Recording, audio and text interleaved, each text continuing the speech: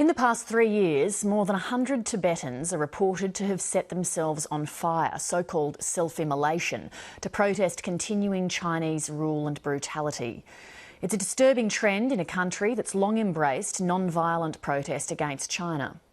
The country's spiritual leader, the Dalai Lama, has always advocated a peaceful approach to resisting oppression.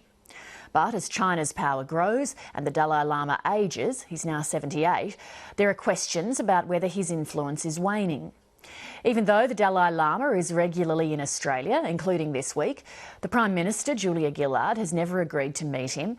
And earlier this year, 7:30 reported that Sydney University had cancelled plans to host an event with the religious leader on campus for fear of upsetting China. The Dalai Lama joined the program in Sydney today. Your Holiness, thank you for your time. Do you see any possibility of reconciliation between Tibet and China in your lifetime? Oh yes, certainly. They have to sort of accept the reality. Then, you see, we have our own different culture, different language, these things. So meaningful autonomy, have every right to keep this unique thing.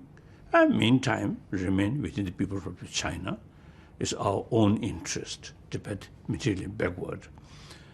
So now China now is really become the economic power of the world. So it is our own interest. And after all, you see, thinking one's own sort of sovereignty, these things are not much relevant to today's world. Look, European Union. Since February 2009, there have been more than 100 Tibetan self-immolations to oppose Chinese rule and policies.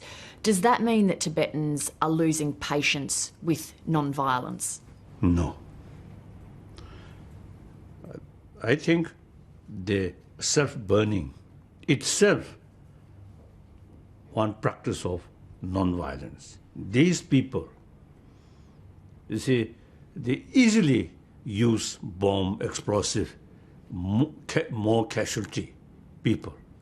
But they didn't do that. Only, you see, sacrifice their own life.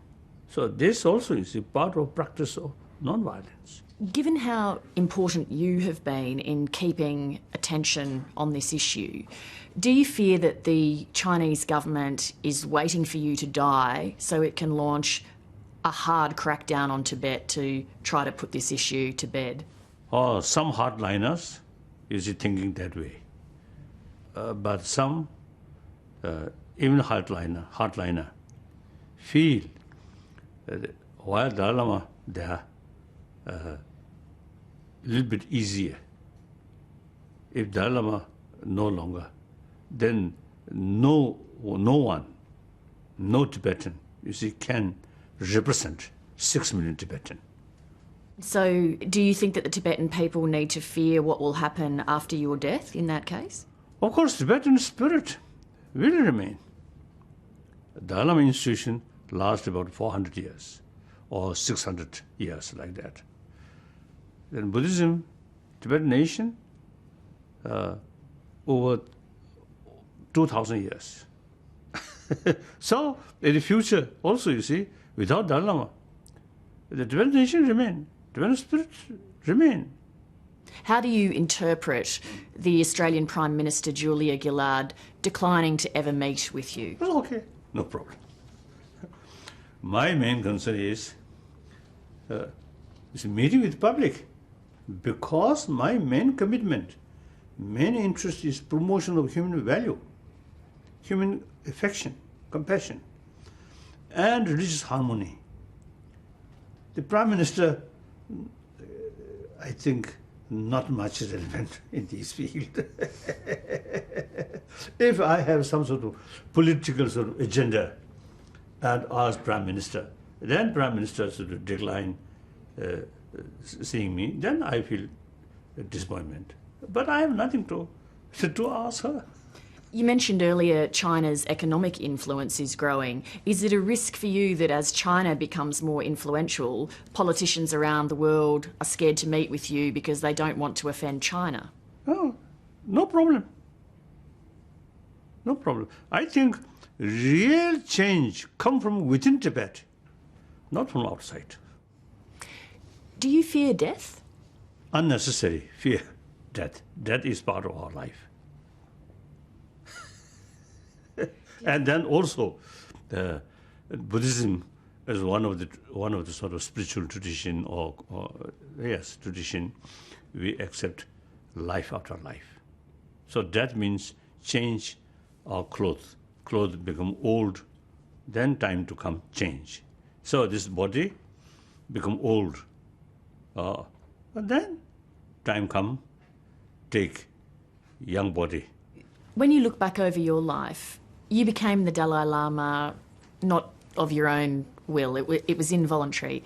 Do you ever wish that things had been different and that you weren't the Dalai Lama? That's also unrealistic. Whether I like it or not, I already become Dalai Lama. So better to carry the certain responsibility, certain way of life, according to that. It's much better. You always seem so happy and calm. Do you have to sometimes fake it? No. As a Buddhist practitioner. And also, I always is telling people, you should be honest, truthful. Then, automatically, your act can carry transparently. If you hear self-centered attitude, then saying compassion, then there is contradiction. You cannot carry transparently. So you have to pretend something. Do you sometimes have to restrain emotions like anger, sadness, irritation? Some anger come, then immediately express. The other day, the